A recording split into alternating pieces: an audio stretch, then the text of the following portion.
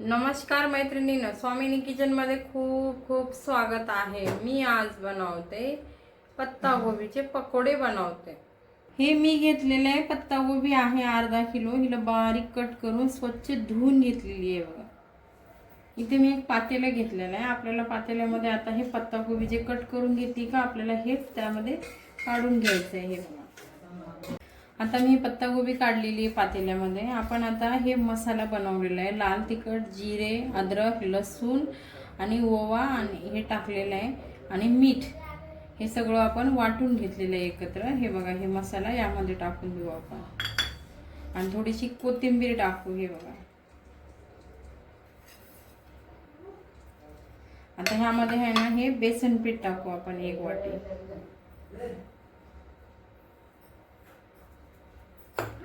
आता आपण याला छान मिक्स करून घेऊ। आपण कसं भज्याचं पीठ भिजवतो तसं छान भिजवून घेऊ याला चांगलं।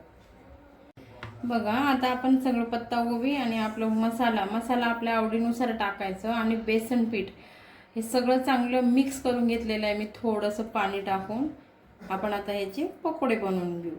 बघा मी आता पॅन मध्ये तेल गरम करायला ठेवलेलं आहे। आपलं तेल गरम झालेलं आहे, आपण त्यामध्ये आता पकोडे सोडू आपण। हे बघा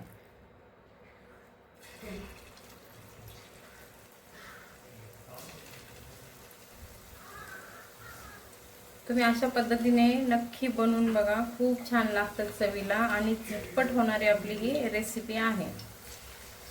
आपण आता ह्याला ना छान तेलामध्ये लाल होईपर्यंत तळून घेऊ आपण। बघा आता आपण आहे ना ह्या पक्कडच्या साह्याने छान ह्याला पलटून घेऊ। मस्त ह्याला आता गोल्डन आपण तळून घेऊ आपण। मी सगळेच आपले पकोडे पलटून घेतलेले आहे। एक साइड छान तळलेत कुरकुरीत। आता दुसरं साइड भी आपण छान एकदम कुरकुरीत तळून घेऊ। बघा आता आपले पकोडे किती छान एकदम कुरकुरीत मध्ये तळून झालेले आहेत। हे बघा मी आता ह्याला काढून घेते। वाव एक नंबर झालेले एकदम। हे बघा कुरकुरीत झालेले। तुम्ही अशा पद्धतीने आहे ना नक्की पकोडे बनवा आणि मी बनवलेली पद्धत जर तुम्हाला आवडली ना तर नक्की मला लाईक करा, कमेंट करा, सबस्क्राइब करा। तोपर्यंत मस्त खा, मस्त राहा।